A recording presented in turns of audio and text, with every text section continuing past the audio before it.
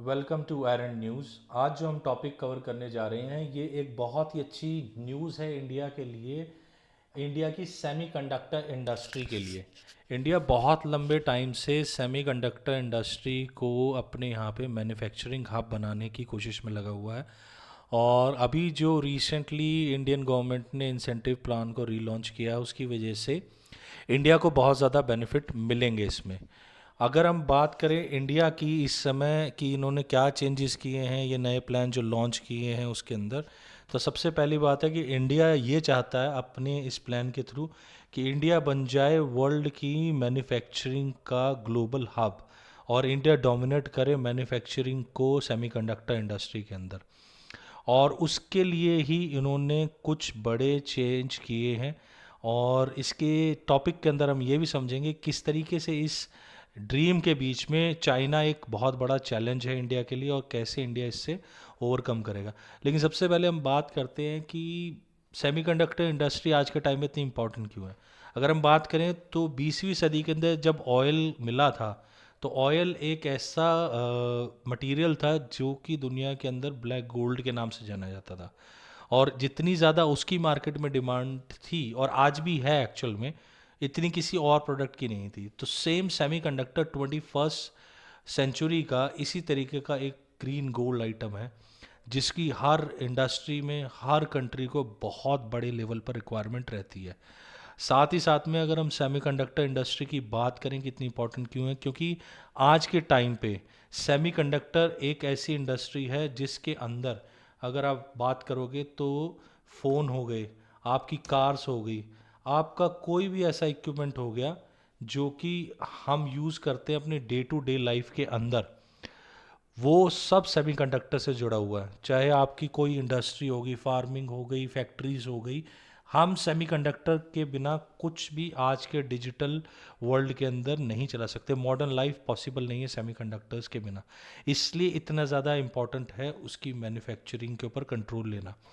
भारत की गवर्नमेंट ने $10 billion in करीबन 76,000 करोड़ का एक इंसेंटिव प्लान निकाला था एक इकोसिस्टम इंडिया में डेवलप करने के लिए 2021 के अंदर, जिसके अंदर कि इन्होंने एप्लीकेशंस मांगी थी फरवरी 2022 के अंदर, और 45 डेज़ का कैप टाइम दिया था, जिसके बीच में ये बोला था कि जो भी कंपनीज अप्लाई करेंगी इसके अंदर उन सबको ये $10 बिलियन के अंदर इंसेंटिव्स मिलेंगे, छूट मिलेंगी, साथ ही साथ में उनको हेल्प मिलेगी गवर्नमेंट की तरफ से। पर इंडिया को इस चीज़ में ये एक ड्रॉबैक पड़ा, ये समझ लिया कि ये फेल हुई चीज़, क्योंकि सिर्फ 3 ही कंपनियों ने इसमें अप्लाई किया। इंडिया को उम्मीद थी कि एटलीस्ट 50 के आसपास कंपनीज इसमें अप्लाई करेंगी, लेकिन ड्यूरेशन इतना कम रखा गया था जिसके बीच में इनके लिए चैलेंज था अप्लाई करना इस इंडस्ट्री के अंदर। तो उसके अंदर उसके तहत जो रिज़ल्ट ये निकला कि सिर्फ 3 ही ऐसी कंपनी थी जिन्होंने इसके अंदर अप्लाई किया, जिसमें से 2 बड़ी कंपनियां हैं, फॉक्सकॉन और वेदांता, जिन्होंने गुजरात के अंदर ऑलरेडी अपने प्लांट्स को इस्टेब्लिश कर लिया।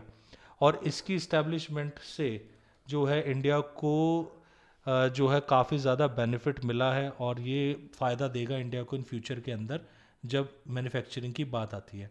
अगर हम बात करें इंडिया के अंदर आज के टाइम इस स्कीम को दोबारा से रीओपन किया गया है, और अच्छी चीज़ ये है इसके अंदर इस बार ये 45 डेज़ का कैप हटा लिया गया है।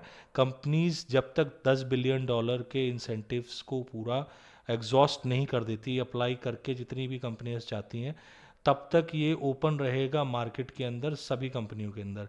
और रीज़न इसके स्टार्ट करने का एक ही है कि इंडिया की आज की प्रेजेंट गवर्नमेंट का एक ड्रीम है कि मैन्युफैक्चरिंग चिप्स की इंडस्ट्री को पूरी तरीके से डोमिनेट करना, और उसके लिए ज़रूरी है ऐसी बड़ी कंपनीज़ का इंडिया में आना जो ऑलरेडी इस इंडस्ट्री के अंदर एक बड़ा स्टेक रखती हैं, और इसी के तहत इन्होंने इस प्लान को लॉन्च किया है। अगर हम बात करें चिप मैन्युफैक्चरिंग की, तो चिप मैन्युफैक्चरिंग इंडस्ट्री को हम 3 पार्ट में डिवाइड कर सकते हैं। पहला है डिज़ाइनिंग, दूसरा है असेंबली, और तीसरा है मैन्युफैक्चरिंग। और इन तीनों की अगर हम बात करें तो सबसे ज़्यादा जो पार्ट डिज़ाइनिंग का है वो होता है यूनाइटेड स्टेट्स के अंदर। उसके बाद में आता है मैन्युफैक्चरिंग, जो कि बहुत ही इंपॉर्टेंट पार्ट है। ये 4 मेजर कंट्रीज़ में डिवाइड है इसका स्टेक। सबसे बड़ा मैन्युफैक्चरिंग का हब है ताइवान। ये टोटल इंडस्ट्री का 50% अपने यहाँ पे मैन्युफैक्चर कर, यानी वर्ल्ड के अंदर जितनी भी सेमीकंडक्टर की डिमांड है उसका 50% जो है वो ताइवान अपने यहाँ पर जो है मैन्युफैक्चर करता है। उसके बाद साउथ कोरिया 17%, जापान 9% और फिर चाइना आता है 5% मैन्युफैक्चरिंग में। लेकिन इसका जो थर्ड कंपोनेंट है यानी कि असेंबलिंग, असेंबलिंग में चाइना इतना आगे है लीड में कि कोई भी कंट्री उसके आसपास नहीं है। चाइना की असेंबलिंग और एक्सपोर्टिंग इंडस्ट्री इतनी बड़ी है कि इनके यहाँ पर सेमीकंडक्टर्स की 50-60% से भी ज़्यादा खपत होती है। वर्ल्ड में जाने वाले हर सामान का, चाहे वो फ़ोन हो, मशीनरी हो, कोई भी इक्विपमेंट्स हो, गाड़ियाँ हो, सब कुछ ऑलमोस्ट यहाँ पे मैन्युफैक्चर होता है। और इसी वजह से सबसे ज़्यादा असेंबलिंग का काम इनकी इंडस्ट्री के अंदर होता है। और इतना ज़बरदस्त इकोसिस्टम चाइना ने डेवलप किया हुआ है इसके लिए कि उसके सामने फ़िलहाल अभी कोई भी वर्ल्ड के अंदर कंट्री खड़ी भी नहीं हो सकती है। और असली पैसा कहाँ है सेमीकंडक्टर इंडस्ट्री के अंदर, अगर हम इसकी बात करें तो ये दो जगह है जहाँ पे सबसे ज़्यादा पैसा है। पहला है डिज़ाइनिंग, दूसरा है मैन्युफैक्चरिंग। और चिप की मार्केट का $570 बिलियन का जो आज के टाइम पर सालाना जो खपत है, मतलब कि $570 बिलियन की टोटल मार्केट है 2022 के अंदर। और इसका एस्टिमेट लगाया जा रहा है कि बाय 2030 ये $1 ट्रिलियन से भी ऊपर की मार्केट हो जाएगी। और इसी वजह से ही इंडिया इंटरेस्टेड है अपने यहाँ पे मैन्युफैक्चरिंग को शुरू करने में, क्योंकि डिज़ाइनिंग के स्किल्स लेबर इंडिया के पास ऑलरेडी है। यूएस के बाद में इंडिया के पास में डिज़ाइनिंग की लेबर बहुत अच्छी लेवल पे अवेलेबल ऑलरेडी है। अगर इंडिया मैन्युफैक्चरिंग भी अपने कंट्रोल में ले लेता है और डोमिनेट करता है तो इंडिया के पास में ये जो तीन कंपोनेंट जो कि पूरी दुनिया के अंदर एक कंट्री के पास कहीं पर भी नहीं होते, इंडिया उसको अपने यहाँ पर लेने में ऑलरेडी कामयाब हो जाएगा। इंडिया ऑलरेडी मोबाइल की असेंबलिंग के अंदर डोमिनेट करता है बहुत सारी कंट्रीज़ के से ऊपर, और असेंबलिंग के अलावा डिज़ाइनिंग में इंडिया में बड़े लेवल पे की जाती है। बस एक मैन्युफैक्चरिंग ऐसा फीचर है जो कि इंडिया के पास नहीं है फ़िलहाल। और अगर इसमें डोमिनेशन होती है तो आप ये समझिए कि जहाँ पर आज एक लैपटॉप की कीमत 1 लाख रुपए पड़ती है वो 40,000 तक की कीमत में आ जाएगा। या एक फ़ोन जो आज के टाइम पे 40,000 का आता है वो कहीं 10 या 15,000 की कीमत में आने लगेगा। तो सेमीकंडक्टर मैन्युफैक्चरिंग से इंडिया के अंदर कॉस्ट ऑलमोस्ट 50 से लेके 60% तक रिड्यूस हो जाएगी हर एक इलेक्ट्रॉनिक आइटम पे। और अगर ऐसा होता है तो इंडिया के अंदर इतने सस्ते लेवल पर मशीनरीज अवेलेबल होंगी कि वो वर्ल्ड मार्केट को डोमिनेट कर पाएगा, चाहे वो कहीं पर भी हो और किसी भी टाइप की कॉस्ट के अंदर हो। तो इससे बहुत ज़्यादा इफेक्ट पड़ता है इंडिया के ऊपर कि ये इस चीज़ को कर पाते हैं या नहीं कर पाते हैं फ्यूचर के अंदर। अब अगर हम बात करें इंडिया कहाँ स्टैंड करता है इस कंपटीशन के अंदर और कैसे ये अपने आप को डेवलप कर सकता है, तो इसके अंदर पहले जैसे हमने बात की कि दिसंबर 15 2021 को ये प्रोग्राम लॉन्च किया गया था, जिसमें सेमीकंडक्टर डिस्प्ले और मैन्युफैक्चरिंग का इकोसिस्टम बनाने के लिए इंडिया ने $760 बिलियन की इन टोटल आउटले निकाली थी, और जिसमें से $10 बिलियन का इंसेंटिव प्लान भी दिया था। और अब 2024 तक उनका प्लान था कि कम से कम 12 से 15 फैक्ट्री इंडिया के अंदर इस्टेब्लिश हो जाए। फिलहाल अभी तक हम उसके आसपास भी नहीं है, सिर्फ 2 से 3 कंपनीज ने ही अपना जो है इंटरेस्ट इस इंडस्ट्री के अंदर दिखाया और वो ऑलरेडी इसके अंदर आ गई हैं। और उसी के तहत फॉक्सकॉन और वेदांता ने इंडिया के अंदर $19.5 बिलियन की ऑलरेडी इन्वेस्टमेंट का काम शुरू कर दिया है और इंडिया के अंदर एक इंडस्ट्री का इकोसिस्टम डेवलप करना शुरू कर दिया है, जो कि एक अच्छी खबर है इंडिया के लिए कि एक शुरुआत इंडिया में इंडस्ट्री की हो गई है। और अगर वर्ल्ड के अंदर इंडिया की बात की जाए तो इंडिया की टोटल वर्थ जो है सेमीकंडक्टर इंडस्ट्री की आज के समय पे $27 बिलियन की है।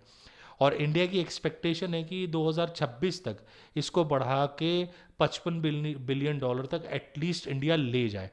और इंडिया का ये सपना पूरा होने के लिए दो इंपॉर्टेंट चीज़ इंडिया के पास है। सबसे पहली चीज़ है इंडिया के पास स्किल्ड लेबर बहुत ज़्यादा है जो कि मैन्युफैक्चरिंग और असेंबलिंग और डिज़ाइनिंग तीनों ही कर सकती है, क्योंकि वर्ल्ड के अंदर अलग अलग जगह पर इंडिया की स्किल्ड लेबर जाती है, काम करती है। तो इंडिया के अंदर उनको सिखाने के इंस्टीट्यूट बहुत ज़्यादा खुले हुए हैं, जिसकी वजह से इंडिया के अंदर स्किल्ड लेबर की कोई कमी नहीं है। साथ ही साथ में सबसे बड़ा और सबसे इम्पोर्टेंट पार्ट प्ले करेगी लोकल डिमांड। इंडिया वर्ल्ड के अंदर आज के समय आबादी में सबसे बड़ी कंट्री बन चुका है और इंडिया के अंदर कार्स, मोबाइल फ़ोन, डिजिटल चीज़ों की बहुत ज़्यादा डिमांड रहती है, क्योंकि इंडिया में लोग पसंद करते हैं गैजेट से जुड़ना। और छोटे से बड़ी जितनी भी इंडस्ट्रीज़ हैं उसके अंदर सेमीकंडक्टर्स की डिमांड बहुत बड़े स्केल पे है इंडिया के अंदर ही।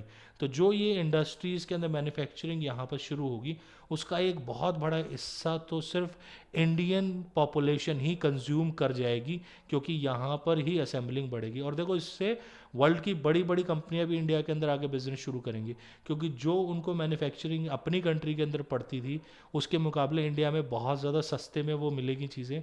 और इसकी वजह से बड़ी बड़ी कंपनियां अपने यहाँ की गाड़ियाँ होगी, फ़ोन होगी, उनकी असेंबलिंग भी इंडिया के अंदर ट्रांसफ़र करेगा।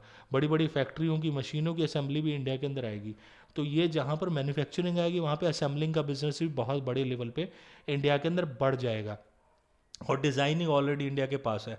तो जैसे ही ये तीन फैक्टर्स इंडिया अपने कंट्रोल में लेता है, मैन्युफैक्चरिंग आते के साथ में ही ऑलरेडी दोनों बचे हुए जो फैक्टर्स हैं वो अपने आप इंडिया के अंदर ग्रोथ करने लगेंगे इंडस्ट्री के। तो जैसे ही तीनों चीज़ आती है इंडिया की डोमिनेशन शुरू हो जाएगी इस वर्ल्ड कार्टेल पे। आज जहाँ पर 3 से 4 कंट्रीज ही जहाँ पर ही इनके ऊपर कंट्रोल करके बैठी हुई हैं, वहाँ पर इंडिया अपनी एक अलग जगह बना लेगा। और अगर ऐसा होता है तो ये ईजिली इंडिया तोड़ पाएगा सेमीकंडक्टर के कार्टेल में, जहाँ पर इंडिया को घुसने देने की कवायद जो बहुत लंबे टाइम से चल रही है और उसको ये लोग रोक लेते हैं किसी न किसी तरीके से, वो नहीं हो पाएगा। साथ ही साथ में चाइना इतनी बड़ी प्रॉब्लम क्यों है इंडिया के इस ड्रीम के लिए? क्योंकि चाइना के अंदर ऑलरेडी इकोनॉमी की फ्रीडम बहुत अच्छी है, पैसा बहुत ज़्यादा है चाइना के पास में।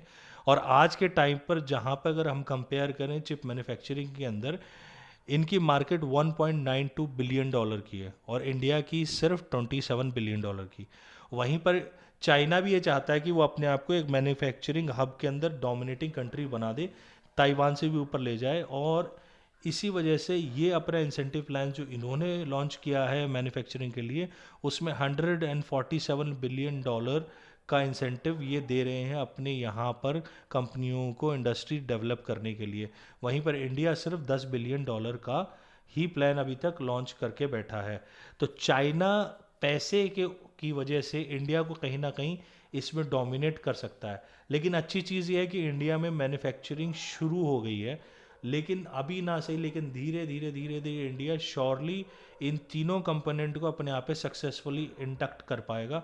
और जब ऐसा होगा तो डेफिनेटली इंडिया डोमिनेट कर पाएगा एक पर्टिकुलर लेवल पे वर्ल्ड मार्केट को सेमीकंडक्टर्स में, और ये इंडिया की इकोनॉमिकल ग्रोथ में बहुत बड़ा पार्ट प्ले करेगा और इससे लाखों जॉब्स क्रिएट होंगी इंडिया के अंदर। साथ ही साथ में ये एक नए इंडिया को जन्म देगा जिसके अंदर चीज़ें और सोच दोनों ही बिल्कुल डिफरेंट हो जाएंगी। तो सेमीकंडक्टर इंडस्ट्री एक्चुअल के अंदर बहुत बड़ा पार्ट प्ले करती है वर्ल्ड की ग्रोथ के अंदर, डेवलपिंग से डेवलप कंट्री बनने में। तो इसी वजह से शायद कहीं ना कहीं इंडिया ने इसके ऊपर अपना एक दाव लगाया है। फिलहाल ये दोबारा प्लान शुरू होने के बाद अभी आगे अगर कोई ऐसी अपडेट्स आती हैं जिसके अंदर कि ये पता चलता है कि भैया कोई नई कंपनियों ने इंडक्ट किया है, नई कंपनीज ने अपना कोई प्लांट इंडिया के अंदर शुरू किया है, तो डेफिनेटली आपके साथ में वो शेयर करूँगा। फिलहाल आज के टॉपिक में इतना ही।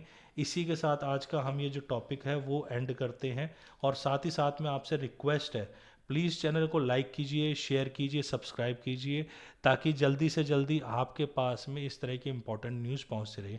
और बेल आइकन को ज़रूर दबाइए ताकि आपके पास में टाइम पर अलर्ट्स आते रहें नई ऐसी न्यूज़ के। सो इसी के साथ आज का टॉपिक ख़त्म करते हैं। जय हिंद, जय Bharat, have a great day, bye bye.